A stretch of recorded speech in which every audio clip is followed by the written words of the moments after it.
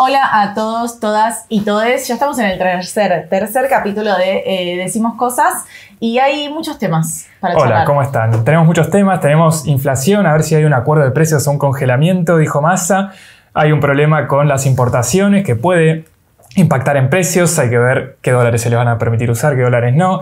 Hay un problema de sequía con el trigo, eso implica menos dólares, implica un valor más alto del pan en el verano. Bueno, vamos a ver. Hubo elecciones en Brasil. Bueno, antes de eso también hubo pérdida del poder adquisitivo de los salarios. Bueno, ya lo sabíamos, pero hay datos al respecto. Hay datos. Hubo elecciones en Brasil, que fue como lo que nos tuvo en vela el domingo. Muy claro, muy ajustada. Ganó Lula, perdió Bolsonaro. Hay elecciones acá el año que viene y estos días, estas semanas, hubo mucha gente que se anotó para ser presidente o candidato a presidente o precandidato a presidente en Juntos por el Cambio. Gente que Menos mal que no es anotar si sos presidente, porque si no... Y nadie se quiere anotar en la del Frente de Todos, salvo el actual presidente. Y hay mucha tela, ¿no? Para cortar. Arranquemos por los precios, que me parece que son las cosas que más nos afectan. Antes, por si hay alguno de ustedes que no les interesa alguno de los temas que dijimos o quieren saltar directamente a un tema, pueden ver acá en la barrita de YouTube, saltan directamente al tema, que los dejamos con el tiempo, con el código de tiempo, van a poder saltar directamente inflación. Sí. ¿Sabes que yo leí un comentario que decía sobre eso? Como amiga está abajo. Se puede cortar, claro. Hay mucha gente que es relativamente nuevo en YouTube. Por suerte esto no es la tele y pueden saltar directamente al tema que les interesa. Sí, y también aprovecho, no deberíamos hacer esto en el principio, pero si hay temas que quieren que hablemos, claro, podemos charlarlos también. Porque nosotros charlamos de lo que venimos discutiendo, ¿no? Capaz se nos escapan algunas cosas. Puede ser. Pero arranquemos entonces con el acuerdo de precios, que parece que está bastante avanzado. Sería entre diciembre y marzo. Hay quienes dicen 3 meses, hay quienes dicen 4. O sea que ahí también hay una rosquita en ver cuánto aguanta un congelamiento de precios. Y ya se habla justamente de este malestar empresarial, ¿no? De esta idea de que los empresarios no fueron debidamente notificados.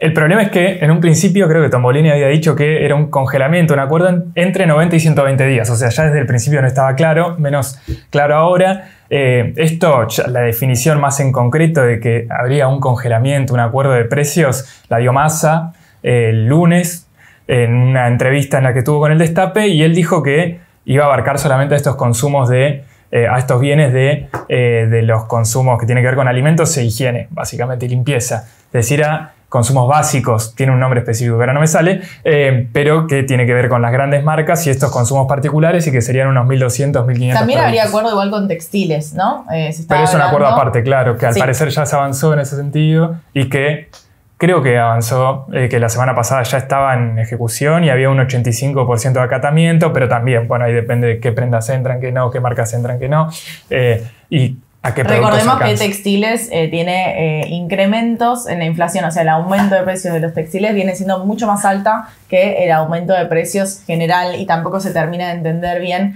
el porqué por qué pesa tanto el componente importado dentro del mundo textil, si justamente tiene un montón de trabas a las importaciones con la idea, con el fomento de generar una producción nacional. Entonces, como no se termina de entender de a qué se deben esos aumentos de precios, un poco lo que charlábamos la semana pasada de, bueno, quién es el que está adelantado ahí, ¿no? ¿Qué juego está adelantado ahí? Y cuál va a ser la estrategia del gobierno para contener los precios. Por ahora se viene ese acuerdo de precios de 1.500 productos básicos de diciembre a marzo, que también me parece raro decir, bueno, el acuerdo de precios va a ser desde diciembre. Sí. Estamos en noviembre, o sea, estamos a 2 de noviembre, vamos a decir, pero empezamos el mes del mundial. Sí.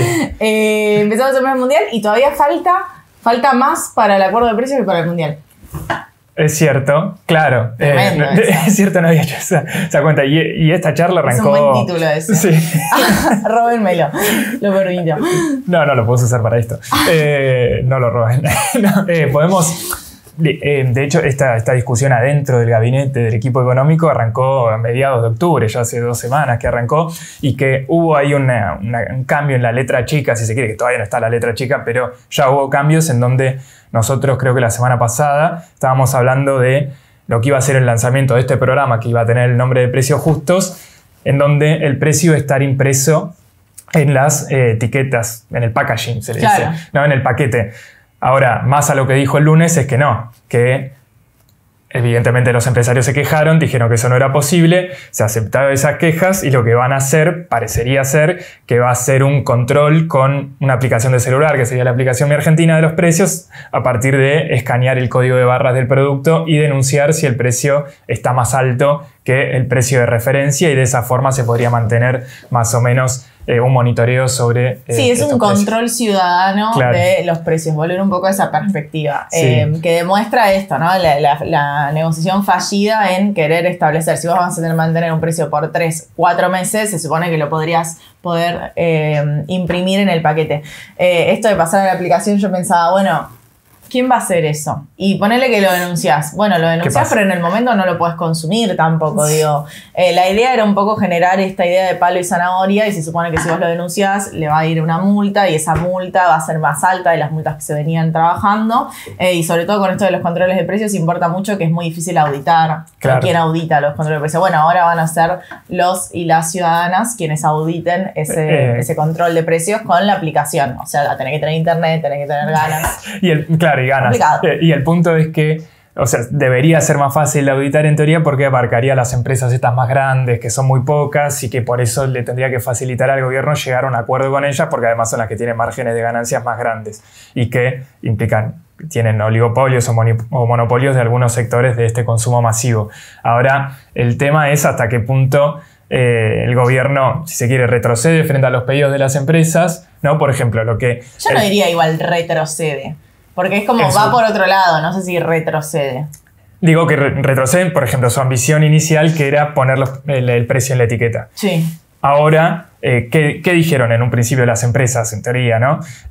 O los principales directivos de estas empresas que podían avanzar en una discusión en este sentido si se le facilitaba algún dólar particular para importar. Hay que ver cuántas de esas empresas importan, ¿no? Porque hay muchas de consumo masivo que no importan nada, sobre todo las alimenticias. Y por otro lado, si no importan, que les den algún beneficio tributario, es decir, bajar impuestos o darle subsidios a estas empresas, con lo cual es una negociación. En algún punto tal vez el gobierno fue con este objetivo de máxima de congelar al poner, por ejemplo, de 90 a 120 días, bueno, en algún momento decir, bueno, no van a ser 120, sino que van a ser 90, y ir bajando con las pretensiones para llegar a algún tipo de acuerdo un poco más mediado o impuesto, con algunas imposiciones más de las empresas que se están discutiendo ahora y que tienen este problema que decía Canda hace un rato, que es que es muy difícil presentar o tratar de lanzar un congelamiento, un acuerdo de precios que queden congelados por lo menos por 90 días, con más de un mes de anticipación, donde en el medio no solo estas empresas, sino que el resto de las que no quedan adentro de este acuerdo remarcan precios continuamente, y eso lleva a que, por ejemplo, hoy las estimaciones de alta frecuencia den que la inflación en alimentos está por encima del 7%. Estimaciones de alta frecuencia. El relevamiento. Pero no se entiende. Los relevamientos que hacen semanales las consultoras, digo de alta frecuencia porque no son mensuales, entonces es una frecuencia más corta. Son los relevamientos que hacen las consultoras semana a semana, dan aumentos por encima del 7% en alimentos y estos consumos más básicos, con una inflación que parecería que va a cerrar en octubre más cerca del 7 que del 6, 6,8 decían. 6,8 dicen. Claro, y lo cual revierte un poco esta tendencia de 2 meses de inflación a la baja que venía más o menos tratando de llevar como buena noticia más allá del gobierno. Sí, recordemos que la inflación viene siendo el problema en 2022, y la inflación atada a los problemas del poder adquisitivo, obviamente en qué nos sirve el salario, y también salieron los datos de la evolución de los salarios que muestran el tercer mes consecutivo de caída del poder adquisitivo, donde nosotros vemos ese número y decimos, bueno, en promedio todos los trabajadores perdieron. No es lo mismo, obviamente, ser un trabajador privado que uno público, que uno privado no registrado, o sea, informal. Y ahí obviamente lo charlábamos, no me acuerdo si fue la semana pasada o la anterior, que decíamos, bueno, la caída en los informales, ¿no? La caída del poder adquisitivo de los informales, y también todo el acuerdo de paritarias que se viene con esas discusiones. Lo que sí está, volviendo un poco a la idea del acuerdo de precios, lo que sí está bastante establecido, o por lo menos se cambió la agenda de pensar en un plan de estabilización, de shock, de reordenamiento de variables. Bueno, eso parece que no va a ser la solución, sino que van a ser soluciones más gradualistas, ¿no? Claro. Como decir, bueno, vamos a ir acordando con empresarios, vamos a ir acordando por sectores, porque esto del acuerdo de precios sería justamente para sectores de consumo más básico o más necesario, más elemental. A mí me hace acordar a esos no precios cuidados, sino precios esenciales que había sacado el macrismo, sí. que dijeron, bueno, es una canasta mínima de cosas, bueno, esto va a ser más grande, pues son 1.500 productos, se supone, pero bueno, una idea mucho más gradual de ir bajando la inflación. Y ahí la pregunta que se viene es, bueno, ¿y qué hacen los salarios para no seguir perdiendo sistemáticamente con la inflación? Y ahí mi amigo Pablito Moyano tiene una datita para tirar, claro. Que es cerrar paritarias arriba del 100%, ¿no? Claro, pero el punto creo que acá, viendo, ¿no?, estas medidas alrededor de la inflación y algún tipo, como vos decías, parecería que no va a haber un plan de estabilización, por lo menos en el corto plazo, capaz que en marzo sí, que se estaría bien nadie que no sabe. lo anuncien también, claro. digamos todo. Pero en el medio creo que se ve un poco que el gobierno, o por lo menos Massa, va tratando de tapar parches en vez de tener un plan o un horizonte de llegar de alguna forma al año que viene. O sea, llegar al año que viene, es llegar a las elecciones del año que viene. El plan de Massa, digo, no hay un plan para bajar la inflación, sino que está este acuerdo para los alimentos y higiene de consumo básico. Después con el resto de las variables, mucho no se sabe, es tratar de llegar. Con las dólares, o sea, como me acuerdo que en julio, agosto, que se hablaba justamente de la falta de dólares, lo que se hizo fue lo del dólar soja, que podemos hablar si estuvo bien o mal, pero digo, como si hay ciertas variables que viene como diciendo, bueno, vayamos calmando de a poquito cada variable a ver si aguantamos así como estamos. Claro. Tapar agujeros. Sí, había muchos agujeros también, sí, ¿no? O sea, ¿cuántas veces pensamos que iba a explotar todo este año nada más? Un montón. Entonces viene como haciendo ese trabajo que también ahí hay que decirlo, Massa es un recontra animal político y tiene la cintura para poder ir haciendo esos alambres ahí atados. Tapando, claro. El punto es que se juntan mucho, se siguen juntando. Sí, o sea, se juntan mucho, pero yo a veces pienso como, no sé, yo desde que me dedico a la comunicación económica todo parece que va a estallar todo el tiempo y nada termina estallando, en el sentido de que también que estalle todo es muy peligroso en muchos sentidos, no solo en términos del país, sino en términos regionales y en términos del mundo, ¿no? Como estamos en un mundo donde todo parece medio atado con alambres. O sea, la política de Estados Unidos, que se supone que es la hegemonía de Occidente, también parece atada con alambres. Entonces, hay ciertas cosas que parece que estallan y no estallan.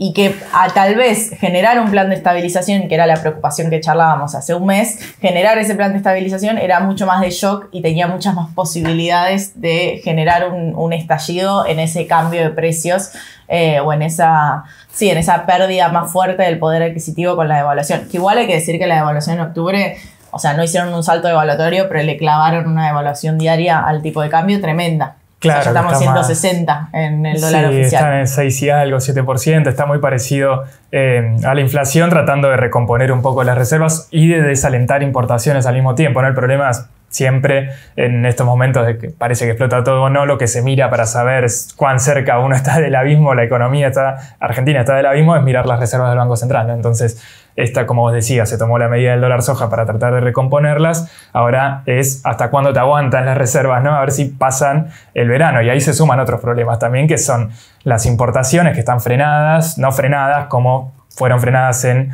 julio. Ahí se frenaron los pagos de importaciones. Pero hoy se cambió todo el régimen de aprobar, no quiero decir una palabra, pero de aprobación de importaciones, iba a decir aprobamiento, y eso sí debe estar muy mal. Sí, está bien aprobación de importaciones, claro, ¿cómo se dice? Lo pensé varias veces. Entonces, lo que se hizo fue cambiar todo ese sistema en donde, con todas las trabas que hay en el medio burocráticas y de sistema para cambiar al nuevo régimen, llevó a todo un freno de las importaciones. Y ahora, por ejemplo, a que sobre la base de esta falta de dólares se haya aprobado en conjunto con el presupuesto, se aprobó una medida que dice que los importadores pueden usar dólares propios, lo que se llama un blanqueo de dólares para las importaciones, para traer productos de afuera. Ahora la pregunta es si eso va a impactar en precios o no, de cara al verano, por ejemplo, porque no es como se dijo por ahí en los diarios el fin de semana de que los importadores iban a poder comprar dólar MEP y usar ese MEP para traer importaciones, porque ningún importador puede acceder al MEP o al mercado financiero y al mismo tiempo al mercado oficial para importar.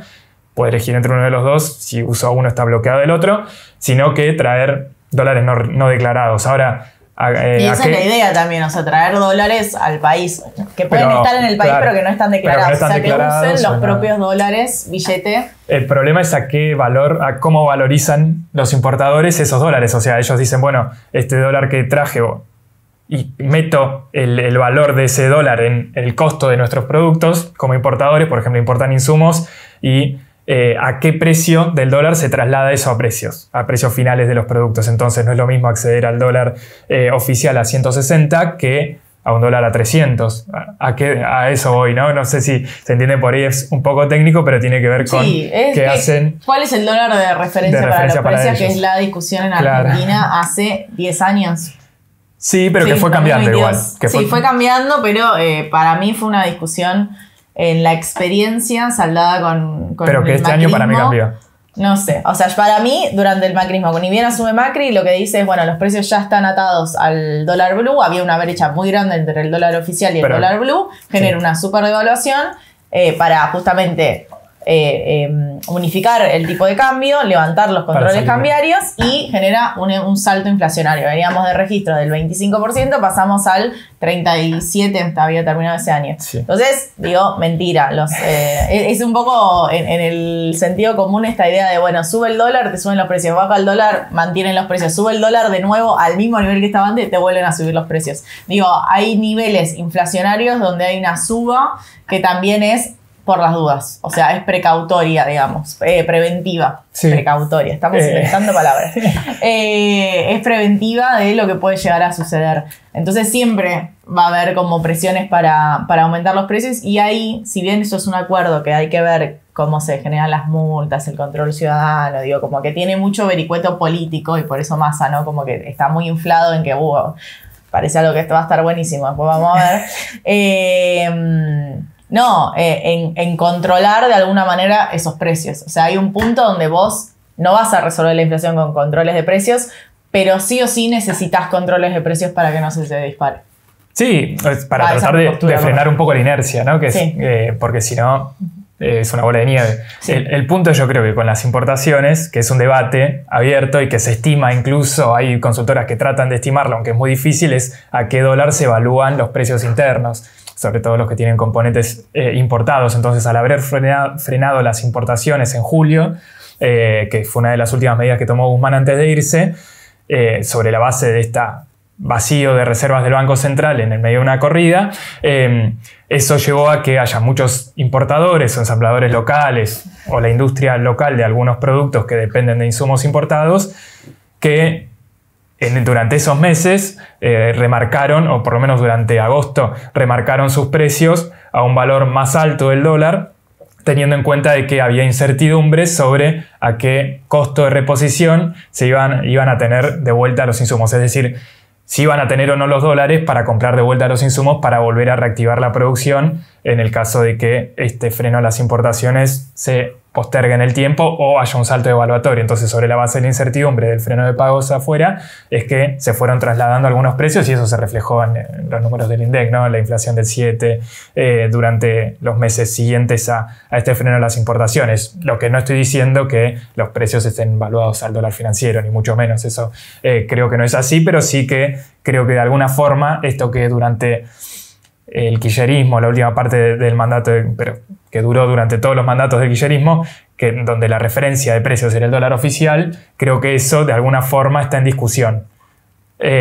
También hay muchos tipos de cambio de hoy en día, que no hubo esa proliferación de tipos de cambio durante el kirchnerismo. Pero también importa, digo, en términos de variables de la crisis, si queremos decirle de esa manera, teníamos la discusión de reservas, pero también importa el valor del tipo de cambio, porque a veces siento que tenemos las mismas discusiones y realmente durante octubre hubo una devaluación que fue muy profunda.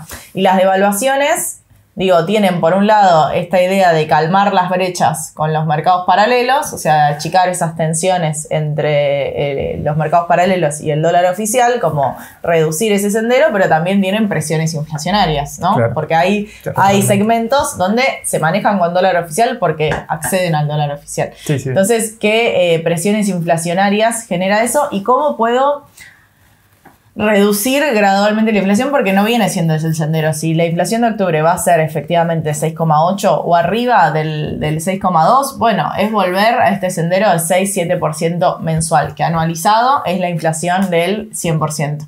Entonces, no hay paritaria que aguante. Y no solo que no hay paritaria que aguante, sino que qué pasa con las personas que no tienen paritaria. Sí, obvio. La discusión de siempre, que me parece que la vamos a tener, no sé, ¿hasta cuándo? Hasta que se recompongan los salarios de las y los trabajadores. Y sí, que no parece ser algo que esté en el horizonte próximo. Por ejemplo, el gobierno viene con un debate que para mí ya no es más un debate, sino que es más una vendida de humo, una tomada de pelo para el público. No. Lo voy a decir en estos términos, sobre si dar una suma fija o un bono para el conjunto de los trabajadores. Ayer se juntó Desde Massa con Kelly. Desde marzo se está discutiendo esto, que fue la guerra en Ucrania, que estalló en los últimos días de febrero, lo instaló un sector del kirchnerismo, particularmente el de Cristina Kirchner y Máximo Kirchner en la Cámpora. Sí, la idea de la suma fija. De una suma fija, que lo discutimos igual la semana pasada. Ganan más lo que menos ganan, los que menos ganan es como un impulso. bonito. Claro, es un impulso al conjunto de los trabajadores en ese sentido. Ahora, es muy raro que ya hayan pasado, o sea, estamos en el anteúltimo mes del año y algo que se empezó a charlar en el tercer mes del año todavía no se cerró.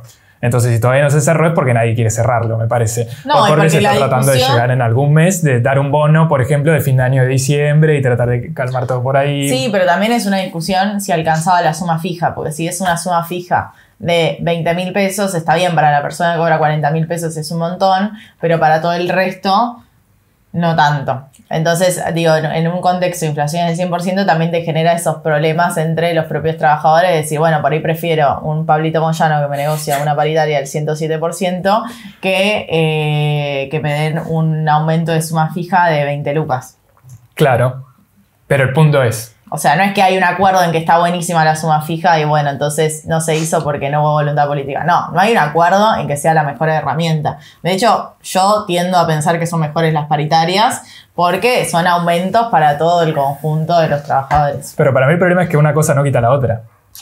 O sea, para mí también son mejores las paritarias porque queda en el acuerdo salarial, sí. Es un derecho adquirido.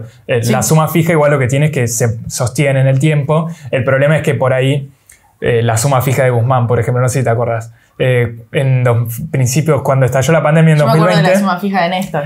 Claro, bueno, hubo muchas, pero digo, no pasó hace mucho que se dio una suma fija con Alberto Fernández y con Guzmán. Apenas estalló la pandemia, me parece, pues le digo porque yo la cobré, en donde aparece como un ítem sumado al recibo de sueldo, pero esa suma era atado a subas de próximas paritarias. Entonces, Adelanto por ejemplo, era un adelanto. Entonces, por ejemplo, a mí me habían dado 10 lucas por mes, no me acuerdo, que en ese momento era algo de plata, ahora ya no, pero que eso después, cuando tuve el aumento de sueldo que me correspondía después al semestre creo que siguió, bueno, una parte de esa suma fija se la comió la paritaria. Es decir, el aumento de sueldo quedó claro y al final, sobre fin de año, si yo miraba el número absoluto, no me había aumentado casi nada porque había tenido la suma fija. Sí, pero te había servido para la emergencia. Obvio. Era una ecuación macroeconómica. Ese es el punto, claro. El punto es que ahora creo que eso no es lo que está en discusión. Sino lo que está en discusión es que, por ejemplo, lo que dijo Massa en la entrevista con Navarro fue que está bien en la discusión de suma fija y del bono, pero el problema es que hay muchos municipios y gobernaciones que no lo pueden pagar. O sea que hay cuentas en rojo de muchos sectores del Estado, que hay sectores que lo pueden pagar y sectores que no. No es un problema, yo creo que es un problema más de caja en este punto, sobre la base de lo que charlamos en la charla anterior, que tiene que ver con que hacia donde se apunta es hacia recortar el gasto y no aumentarlo. Entonces, si se recorta el gasto, no se le puede aumentar el sueldo a los trabajadores estatales. Bueno, de hecho, Massa lo que dijo es, bueno, ¿cómo se van a resolver estos problemas? con lo que se establece en el presupuesto, que es lo que se establece con el programa con el Fondo Monetario, política fiscal, política monetaria y política cambiaria. O sea, tratar de tener, sí, un recorte en los gastos, acelerar un poco ese camino hacia el déficit cero y también tener una política monetaria más austera, que hay que ver qué tanto se puede cumplir eso en el gobierno. ¿Por qué? Porque se viene diciembre y siempre es un mes de mucho estrés para las cajas públicas porque hay que pagar no solo los salarios que se pagan todos los meses, sino también los aguinaldos. Entonces sí, hay un problema de caja que se viene ahora, ya. Termina el Mundial y arranca el problema de la caja. Si se quieren mantener estas metas con el Fondo Monetario y se quieren mantener esos objetivos. Ahora, si pierde esos objetivos, hay que ver si a Massa le da la cintura política para seguir siendo apoyado por los sectores que lo vienen apoyando, ¿no? Porque ya pasaron 90 días de su gestión y la verdad es que tuvo apoyo de amplios sectores, no solo los sectores empresarios, que siempre fueron como más amigos de Massa, sino también... Y de la Embajada de Estados Unidos, que es tipo TKM Massa, sino también de otros sectores que fue como, bueno, dejémoslo gobernar, ¿no? Esto de los primeros 100 días, fueron los primeros 90 días, y ahora Massa, bueno, fue a Navarro también a tener su entrevista y decir, bueno, se vienen estos 90 días, donde hay un acuerdo de precios y ciertos guiños a los sectores más kirchneristas o que piden más acción, más intervención del Estado en la regulación de la economía, en quiénes están ganando y quiénes están perdiendo, y ante eso decir, bueno, te genero esta aplicación de control ciudadano de los precios y hay que ver qué otro guiño da, no solo de zanahoria, de incentivos económicos para los empresarios, sino también de palo, ¿no? De bueno, si no lo cumplís, hay consecuencias. Para mí hay que leerlo todo en eso, ¿no? Lo de los incentivos, que lo de las importaciones incluso puede ser como decir, bueno, es un incentivo porque es un blanqueo al fin y al cabo. O sea, yo meto $10.000 y vos no me preguntás de dónde los traje. Es un premio evadir. Sí, ahí estuvo esa discusión en 2016 cuando fue el super mega archiblanqueo, que si trajeron, ya no me acuerdo, pero eran muchísimos millones. O sea, que decís, ¿de dónde lo sacaron? Nadie sabe, pero estábamos todos aplaudiendo que habían entrado los dólares y es esa contradicción, porque por un lado decís, bueno, está bueno que entren dólares al país, por otro lado decís... pero así como entraron salieron igual. Sí, pero después queda la base de bienes personales. Yo soy muy fiscalista. Después queda la base de bienes personales eso. Entonces está bueno porque después te aumenta lo que recaudas por ahí. Que tampoco se recauda tanto por bienes personales porque la alícuota es muy baja. Pero ya la había bajado antes. Macri la bajó, ahora volvió a subir, pero en su momento Macri la había bajado. Bueno, me hace recordar que fue este año cuando el kirchnerismo habló de no hacer un blanqueo, pero sí... como revisar los fondos que estaban afuera, que de hecho Massa hizo un acuerdo con Estados Unidos para que liberen los datos de las cuentas de argentinos en el exterior. De la FIP de allá que se llama IRS. IRS, que es bastante más jodida, o sea, puedes ir preso por cobrar impuestos. Yo creo que eso también es humo. Por no pagar impuestos. Yo creo que son cosas que se pueden hacer y que son importantes también desde lo simbólico. ¿En qué sentido? En que, bueno, vos no puedes estar siempre dando zanahoria a los sectores que están ganando más, sino que en algún momento, en términos políticos, simbólicos, tenés que mostrar que hay un palo. O sea, que hay como, bueno, mira, lo tenés que hacer. No lo tenés que hacer porque yo te doy incentivos para que lo hagas. Lo tenés que hacer porque es tu obligación, porque sos un ciudadano de este país. Que tenés que pagar impuestos, claro. Y de hecho, como decías allá, la FIP de allá persigue más a la gente para que pague impuestos o castiga más a la gente que no paga impuestos. Vas preso de una, o sea, no, hay mucha gente presa por evasión de impuestos. Para mí el problema ahí es, tiene un par, por un lado es que solamente podrían acceder ahí a esa base de datos si hay algo judicial previo, es decir, si se comprueba, o por lo menos si se está en investigación de que esa persona evadió y está en investigación. Y por otro lado, y esto no es un consejo para nadie, que la gente que tiene plata y que se la lleva afuera, particularmente a Estados Unidos, pero pasa lo mismo en todos lados, para pagar menos impuestos la pone en sociedades, no la tiene a nombre propio. Y eso lo sabe cualquiera que se asesora lo hace. Entonces, este acuerdo va solamente sobre personas humanas y nadie fuga plata como persona humana. Sí, los trabajadores, o sea, hay que y decirlo. Y los trabajadores no fugan plata. No, pero son los que trabajan por ahí para afuera y tienen una cuenta afuera y cobran afuera. A esos ese chiquitaje. Los van a agarrar. Claro. Chiquis.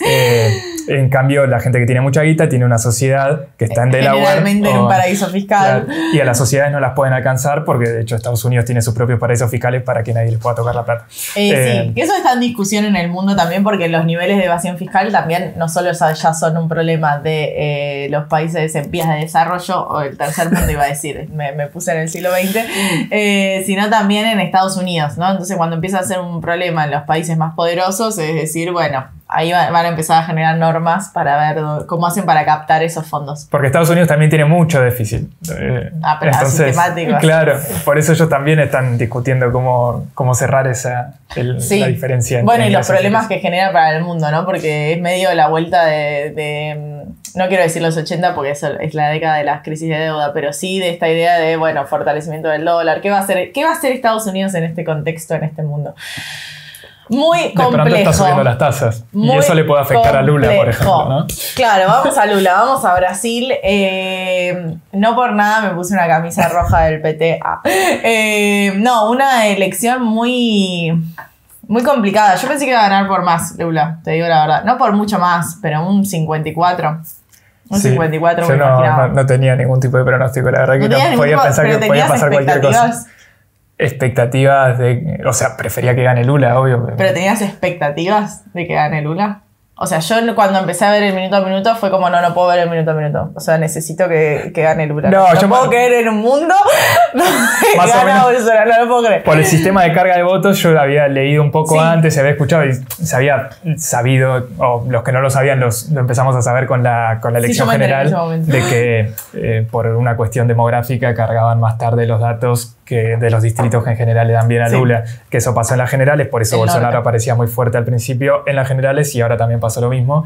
Entonces es como que no miré los datos hasta un poco más tarde, como ni me fijé hasta como a las 9, me parece. Bueno, pero eso lo meto con esto de Estados Unidos y de los conflictos del mundo. También es interesante cómo todavía nosotros estamos grabando esto el martes, así que hay que transparentar. Todavía Bolsonaro no salió a reconocer la derrota. Hay una situación remil tensa en Brasil, donde la Corte, o sea, el Poder Judicial, no el Poder Ejecutivo, pidió, ¿cómo se dice? Desalojar las rutas que están cortando grupos bolsonaristas pidiendo una intervención militar. O sea, Bolsonaro tiene un gran apoyo del ejército militar de Brasil, pero ¿cuál fue la reacción de la comunidad internacional? Porque no es la primera vez que pasan cosas así en Latinoamérica. La comunidad internacional está muy democrática.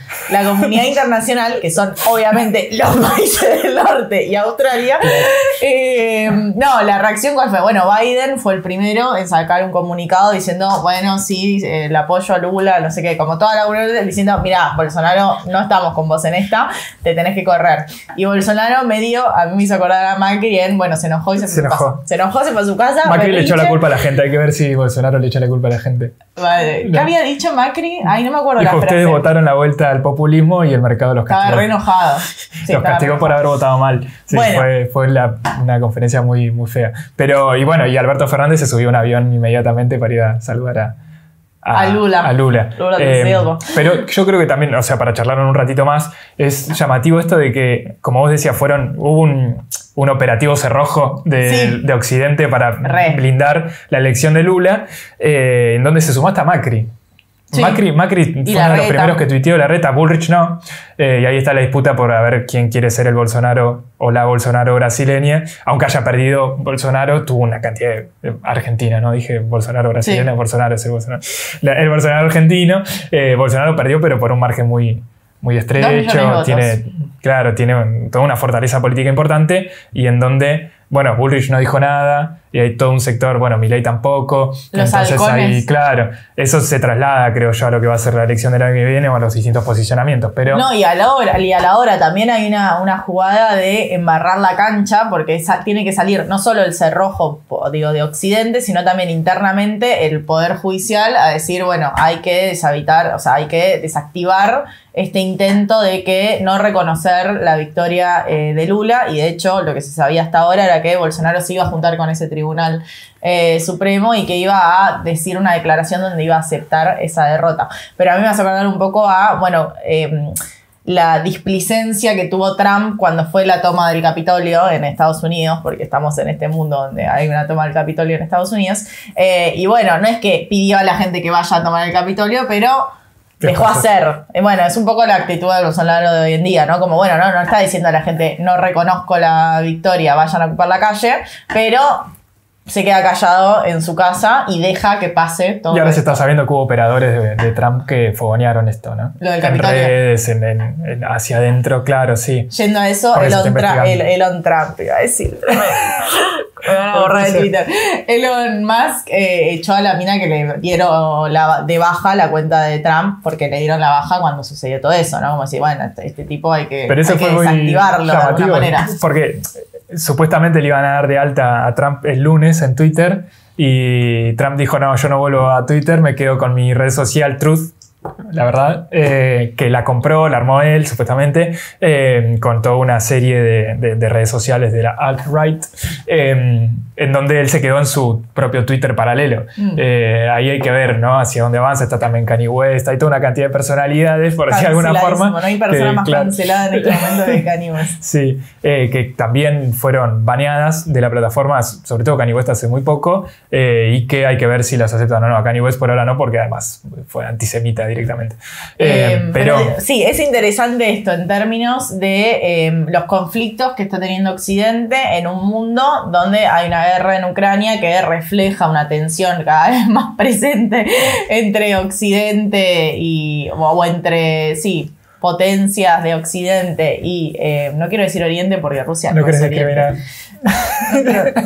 Quiero ser políticamente correcta. Claro. No, pero en este mundo tan complejo es interesante el apoyo de Lula y también el respaldo de los mercados, ¿no? Los mercados diciendo, bueno, estamos de acuerdo con esto. Por ahí que es un poco lo que pasó en Estados Unidos, ¿no? Del pase de Trump a Biden, de decir, bueno, no queremos este tipo de gobiernos que terminan siendo gobiernos también de corte más nacionalistas y por ende de corte más cerrado hacia el resto del mundo. Entonces, en este momento donde está en tensión esa hegemonía mundial, Estados Unidos tomó otro camino. Hay que ver qué pasa en las próximas elecciones. Estados Unidos, hoy. Hay que ver qué pasa mañana, claro. Hay que ver qué pasa en las elecciones, hay que ver qué pasa con los desempeños, hay que ver qué pasa con los problemas que está teniendo Occidente. Digo, la inflación no está siendo un problema solo de Argentina, sino también en Europa salió el número de inflación y son países, lo dijimos la vez pasada, que no tienen tan habituados los sistemas de paritarias y demás.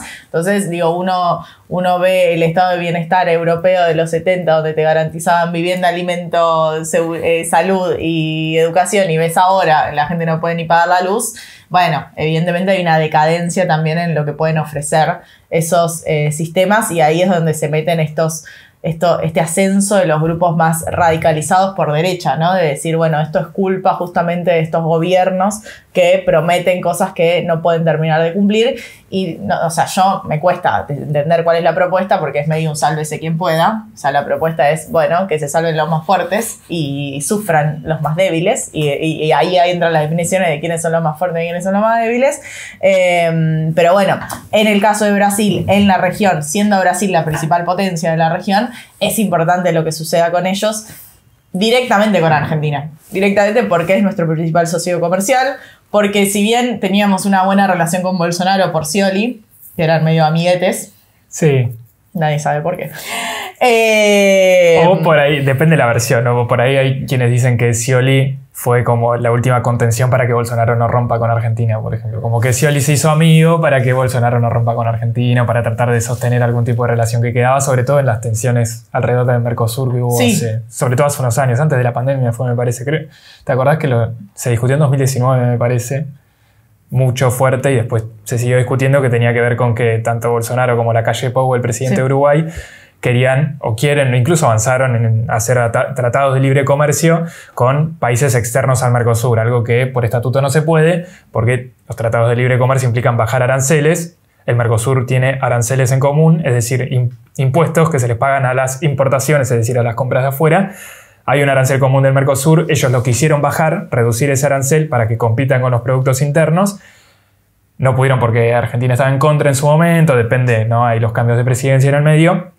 Pero lo que hicieron fue avanzar en tratados de bajar aranceles bilateralmente, en realidad, entre países de afuera, y Uruguay particularmente, que hizo uno con China, y Brasil, que hizo uno avanzó con la India y con algunos otros países. Yo sé que o sea, lo que se está hablando ahora es que quiere avanzar más con Europa directamente de manera bilateral, y ahí entra en, bueno, cuál es la perspectiva de Lula o de este nuevo gobierno en esa integración comercial. Sí. Entendiendo que es nuestro principal socio comercial, pero es deficitaria la relación, o sea, nosotros le compramos más de lo que le vendemos, entonces es interesante pensar en, bueno, si efectivamente hay un nuevo gobierno que podría ser más amigo, que también hay que ver qué pasa en las elecciones del año que viene en Argentina, que podrían ser países, claro, viste, como todo el tiempo cambia.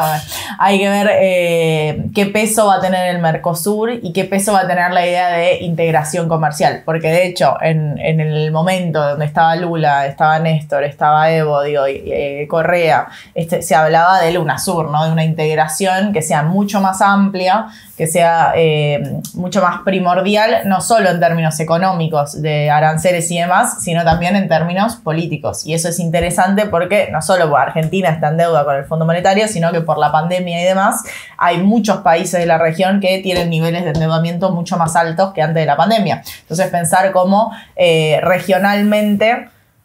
Sí, resolver esos problemas o plantarse regionalmente ante los países de la comunidad internacional. Desde el sur contra el norte. Esto es... ¿Cómo no me voy a poner la remera roja? Bueno, pero nadie dijo eso todavía. No, nadie dijo eso. Son todas expectativas que yo tengo. Pero por ahora, por ejemplo, algo concreto que puede haber tiene que ver con lo económico, que tiene que ver con sectores, finalmente. El problema de esta integración regional, lo de las barreras arancelarias, tienen que ver con que al ser países subdesarrollados, sobre todo hay sectores industriales que necesitan protección para no ser fundidos con las importaciones, ¿no? Para poner en términos muy esquemáticos. Entonces, por ejemplo, si se elimina los aranceles a los productos extra Mercosur para que se puedan importar, bueno, entra en discusión de mínima toda la política o el sector de autos, de producción de autos, automotriz, ahí va, no me salía el nombre, de todo el Mercosur, que está integrado, ¿no? El principal intercambio comercial que hay entre Argentina y Brasil es que Argentina compra partes para hacer autos desde Brasil hacia Argentina. En Argentina se arman, se ensamblan y de ahí vuelven a Brasil. Entonces esas son las exportaciones de Argentina. La principal son autos, automotriz, y las importaciones de Brasil vienen muy por ese lado. En el medio hay muchas industrias que hacen que, por ejemplo, no es tan lineal como que Bolsonaro estaba a favor de eliminar el Mercosur, pongámosle, o Macri puede estar a favor de eliminar el Mercosur y ahora pasa lo contrario, sino que hay sectores hacia dentro de los propios países que tienen intereses distintos. Por ejemplo, el agro está a favor de eliminar todos los impuestos desde siempre a las IMPO y a las Expo, porque ellos quieren los dólares, quieren vender afuera y cobrar en dólares. Ahora el sector automotriz no, y eso vale tanto para el sector argentino como para el brasilero. Por eso el sector industrial paulista estuvo siempre en contra de esta política anti-Mercosur de Bolsonaro, lo cual hace que haya toda una cantidad de discusiones internas hacia dentro de los armados de gobierno, los armados políticos, y que lleva choques un poco más profundos, y que llevó a que finalmente Bolsonaro no pueda avanzar en toda esta política anti-Mercosur, si se quiere, pero que parece que va a cambiar un poco, aunque sea con Lula, lo mismo con el BRICS. Sí, porque por las experiencias, digo, como también Bolsonaro, Macri, eran todas partes del Grupo de Lima, o sea, no es que uno se olvida de la región donde está, sino es qué perspectiva tiene esa integración comercial. Vos podés tener una integración comercial mucho más de mínima, digamos, de decir, bueno, nos sirve esto a los sectores privados como y tal, y otra cosa es pensar una integración no solo comercial, sino también política y geopolítica, ¿no? De la región. Entonces, en eso, digo, está bien, después tienen los sectores internos, pero son diametralmente distintos Bolsonaro y Lula. Y ya no quedó nadie del Grupo de Lima, eso es lo más lindo. En estos términos políticos, democráticos, de libertades democráticas. Bueno, eso ni hablar. O sea, para mí es un fascista Bolsonaro, y cómo está actuando en este momento es demostración de eso. Claro. Es el Trump brasilero. Claro. Sí, o sea, está girando mucho en redes esto del Grupo de Lima y todas las personas tachadas, porque ya no quedó ninguno, me parece, ¿no? No, entonces, no quedó ninguno.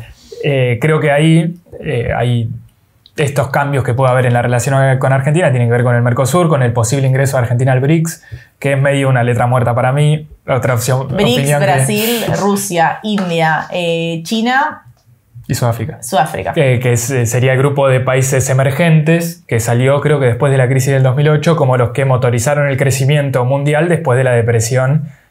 No la depresión, pero bueno, una recesión fuerte de Estados Unidos y una recesión un poco más fuerte en Europa, que se juntaron porque eran sectores con mucho potencial de crecimiento. Bueno, ahora Rusia es un paria internacional, China está en el borde, está en discusión a ver si eso... Y estaba en discusión si iba a ser BRICSA. Claro, pero Bolsonaro lo bloqueaba, se entiende, porque China sacó una carta diciendo que estaba a favor, varios países hicieron lo mismo, Lula está a favor. Hay que ver qué implica eso. Yo no creo que mucho, más que...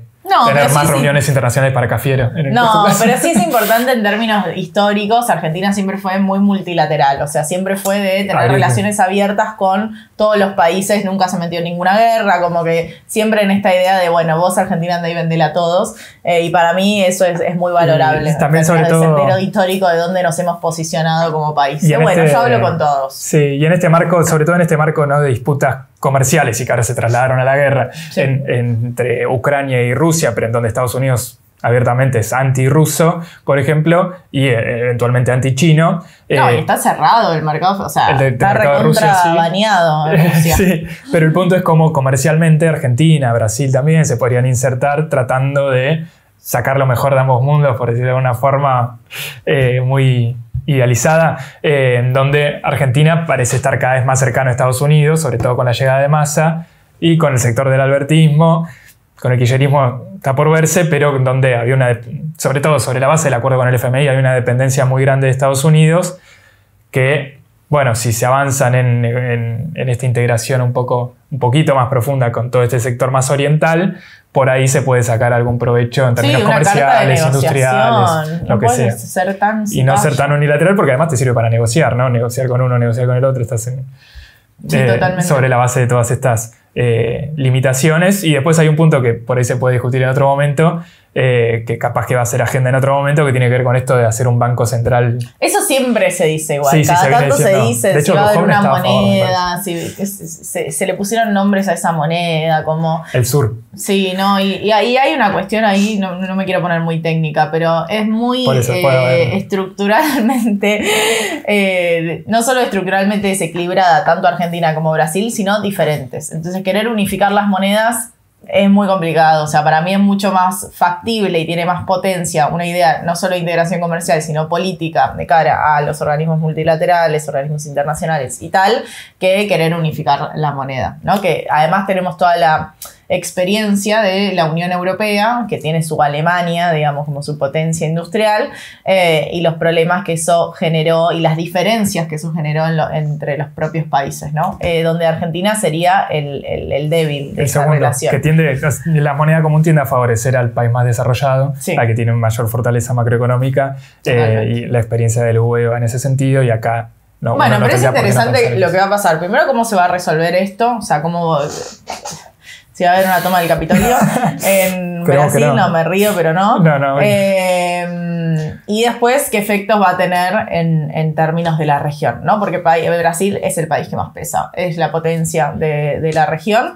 Entonces, bueno, a ver qué caminos se abren para la Argentina, que va a transitar, digamos, en menos de un año su propio proceso electoral, y hay que ver qué sucede con eso. Pero sí si bien obviamente yo me alegré muchísimo por la victoria de Lula, no solo por la victoria de Lula, sino por el fuera Bolsonaro, ¿no? Como decir, bueno, basta. O sea, yo no puedo creer que vivimos eso, el asesinato de Mariel, como cosas que decís, esto está pasando, realmente sí pasó. Vino el hijo de Bolsonaro acá, hizo su gira ahí de ultraderecha. Contó billetes. Lo que más se viralizó fue pagar a un restaurante que, obvio, le cobraron como 100 lucas, y estaba contando los billetes como mostrando que el peso no vale nada. Y tratando de hacer campaña en ese sentido de que había una parte de la campaña de Bolsonaro que era que con Lula Brasil va a ser Argentina y no va a tener moneda. Sí, eso sucedió. Pero bueno, y Bolsonaro, el hijo, vino a tratar de hacer ese show. Bueno, esto, más allá de mi ilusión, que ya vino gente, yo me ilusioné en redes y ya venía gente a explotarme el globo. Dejen que la gente sea feliz un rato. Ya sé que no es el PT, ya sé que no es el Lula de antes, y además también hay que decir que Lula, dentro de los procesos de gobiernos más progresistas populistas, centro-izquierda, el nombre que le quieran poner, tuvo una agenda más moderada en términos económicos, más ortodoxa. O te dirían el más macroeconómicamente responsable, dirían muchos locales. O macroeconómicamente. No, pero eso es lo que Depende sabemos. de dónde te pares, Claro. es cómo fue la experiencia del gobierno de Lula. Es imposible no quererlo a Lula. Yo desconfío de la gente que no quiere a Lula porque Lula tiene una Por la historia de vida, obrero, fantástico. o sea, tiene una historia de vida increíble. Yo creo que de todos esos líderes es falta de un las mejores historias de vida de los líderes latinoamericanos. Sí, Pero sí, también hay que decir que no solo no estamos en ese momento, sino que estamos en 2022 y es bastante llamativo, lo pienso yo, como feminista, como parte de una generación que tuvo todo un movimiento político, que no fue solo en Argentina, sino que fue en toda la región, decir, che, no hay nadie nuevo. No hay una persona nueva que pueda encarar ese proceso. No te digo ni siquiera que tenga como una propia agenda, ¿no? Porque siempre va a pasar que si hay una persona nueva va a tener como detalles propios o agendas o intereses particulares. Pero un nuevo emergente, Algo. ¿viste? Es como, dale, no hay nadie nuevo y se traduce acá, digo, está circulando en redes esa idea de Lula poniéndose la gorra CFK 2023 y digo, me llama la atención con todos los procesos que vivimos en Argentina, sobre todo, vanguardia del no hay nadie nuevo, no hay nadie para Está Milei. un nuevo ¿Cómo que no? Es alguien nuevo, es un outsider. Está Manes. Es gente que sale. Digo de parte de los movimientos de transformación social. No digo, bueno, sí, Es una transformación social por derecha salvajismo. la que propone Milei, por ejemplo. Y por Bueno, eso a mí está me llama llamativo. la atención. Me llama la atención que no haya nuevas caras, como que no haya nuevas propuestas, que no haya, como tienen que venir los que ya estuvieron, porque parece que son los únicos que pueden más o menos manejar esa situación. Y ese gráfico que salía, vos sabías de quién era, yo no, de, bueno, estos gobiernos que no reeligen en toda América Latina. Como un listado de Lavaquí, pero es que no lo conozco, lo leí en Twitter y vi que se estaba quejando porque Pagni no lo citó y eso está muy mal. Que había un listado de elecciones de creo que desde 2018 sí. Y que era, ganó el oficialismo o la oposición, creo que decía recambio. Y decía recambio. Solo en Paraguay. Entonces, claro, había una lucecita que solamente en una ocasión había habido. Entonces, la discusión es si hay en ese caso, Pagni por lo menos lo planteaba como si había una discusión entre si volvió el progresismo y no una nueva ola de izquierda, de centro izquierda en la región, o es un repudio a los gobiernos. Claro. También entendiendo que pasó una pandemia en el medio, claro. ¿no? O sea, como las dificultades que eso trajo. Y pensando no solo en Lula, porque no hay que olvidarse que también Boric ha ganado y Boric sí es una figura nueva, porque, bueno, y Petro, pero iba a ir por abajo hacia arriba. Bueno. Pero Boric es una figura nueva, Petro también es una figura nueva, porque son dos países donde no tuvieron esos procesos que tuvieron, que tuvo Ecuador, Brasil, Bolivia, Argentina. Entonces son como más innovadores en implementar eso, pero bueno, hay que ver qué sucede no solo en Argentina, sino en toda la región y qué potencias abre eso. No solo potencias, sino que ante qué necesidades va a plantarse. Digo, esto de la deuda y de las crisis de deuda en un mundo donde el dólar es cada vez más fuerte, nos está tocando la puerta. Sí, para mí, o sea, yo acuerdo, pero no en términos de las personas. Para mí no es un problema de las personas, las personas reflejan un problema más profundo, creo yo, que es que nadie tiene una salida a lo que está pasando, me parece, por izquierda, por lo menos. No hay alguien que diga, bueno, para tratar de salir de esta crisis de deuda, del problema de la inflación, etc., no es que se presenta un programa opuesto al que plantean los macroeconomistas responsables, sino que Lula absorba a los macroeconomistas responsables para que ellos pongan su programa económico de gobierno y, bueno, Lula desandar todas las reformas regresivas que hizo Bolsonaro. Uno podría pensarlo así. Lo mismo creo que pasa en el resto de la región, incluso en Argentina. Cristina hace un acuerdo con Alberto Fernández donde le deja poner al ministro de Economía, al ministro de Producción, etcétera, que son todos macroeconómicamente responsables para tratar de defender o tratar de ir avanzando hacia alguna perspectiva de estas más pacificadora, más ortodoxa, diría yo, pero bueno, pongámosle macroeconómicamente no es ortodoxa, responsable. Porque ortodoxa sería el consenso de Washington, o sea, ortodoxo sería... Pero eso es lo que tenemos hoy, el FMI es el consenso de Washington. No, el consenso de Washington es Macri diciendo hay que vender todas las empresas públicas, ese es el consenso de Washington. Pero ¿cuántas empresas públicas quedan? ¿Cuántas empresas públicas quedan? Y tenés aerolíneas argentinas, tenés todo el sistema de radio y televisión argentina. ¿Cuánto vale eso? O sea, estoy yendo a lo concreto. En términos de plata no le sirve a nada. Lo de Macri, lo que está haciendo Macri es populismo por derecha, ¿no? Pero en términos económicos, vender aerolíneas, ¿cuánto pueden llegar a pagar por aerolíneas? Digo, en términos contables, para los dólares que necesita Argentina, ya las liquidó toda. No, pero es un tema de programa, de un programa más ortodoxo. Claro. O un programa que sea. El problema es que la heterodoxia está muy corrida hacia hacia obtener esos resultados macroeconómicos. Estamos discutiendo en un mundo donde, digamos, Estados Unidos, que se supone que es la principal potencia, no tiene ningún tipo de respeto por sus equilibrios macroeconómicos. No, claro. Pero entonces estamos discutiendo entre centro-derecha y derecha. O entre centro-derecha, derecha y ultraderecha. No estoy de acuerdo. ¿Pero Massa de qué? Massa históricamente fue de centro-derecha. Sí, Massa sí, pero Massa es el ministro de Economía.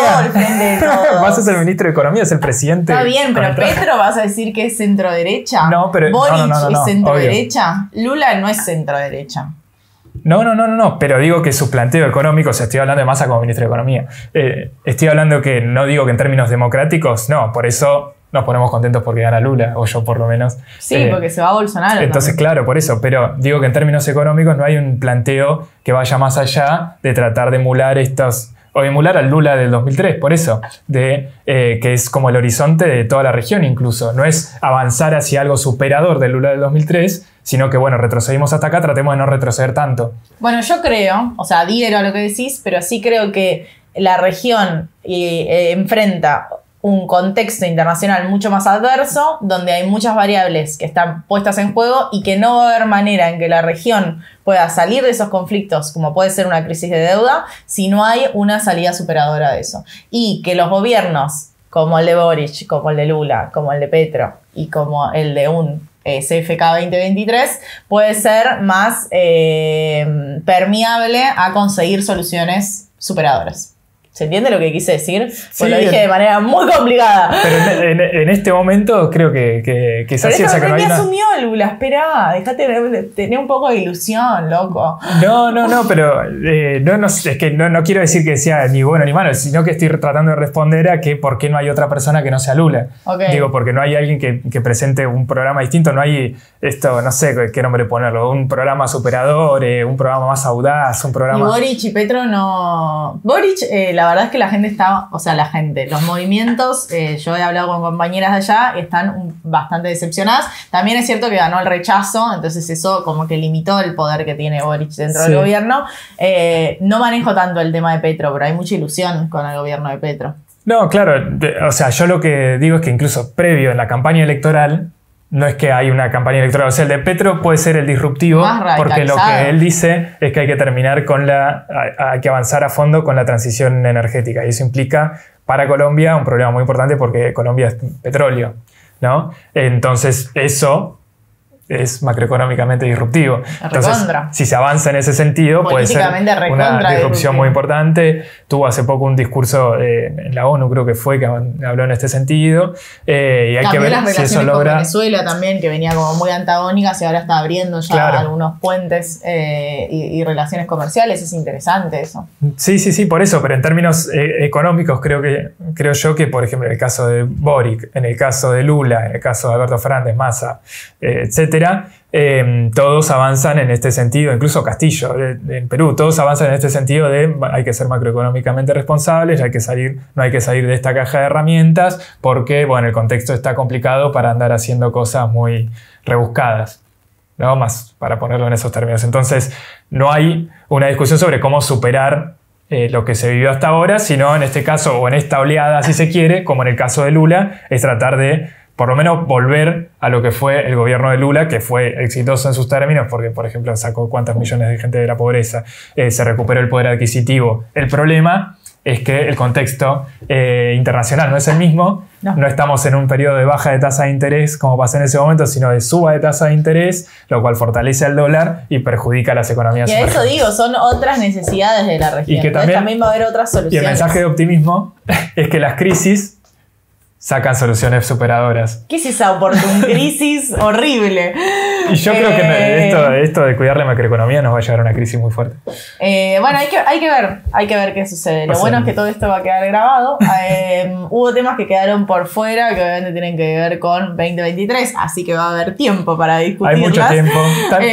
Están todos discutiendo, todos no. La dirigencia del Frente de Todos estuvo paseando por el Destape Radio durante toda la semana, ¿no? Vieron que estuvo un día cada uno, todos discutiendo a ver cómo va a ser el cierre de listas para el año que viene, cuando falta un año y la inflación es del 100%, el poder adquisitivo. Está bien, Juntos por el Cambio también están... Juntos por el Cambio peor. Golpeando para... Hace un rato, antes no sé si vos llegaste a verlo, Lilita dijo que si seguía todo así, ella iba a ser candidata, no importa que no tenga votos, ella iba a ser candidata. Pato Bullrich puteando al jefe de gabinete de Larreta acá en la ciudad. Sí, yo te digo que para mí la mejor expectativa que tiene el oficialismo es que es lo que está pasando con la oposición. Claro, hay que ver hasta qué punto eso no se está hablando de esto de eliminar las PASO para que ellos se peleen entre ellos, qué sé yo. El punto es que, como sigue, está bien que ellos quieran jugar a que Juntos por el Cambio no llegue unido, se rompa. Sí. El punto es que si esto sigue así, el Frente de Todos también se va a romper. Bueno, el punto es que tenemos muchas cosas para charlar para el 2023, tenemos para decir muchas cosas. Yo voy a hacer el último llamamiento, que es el de todos los botones de YouTube. O sea, a suscribirse y a comentar. Se hace así. Y a compartirlos.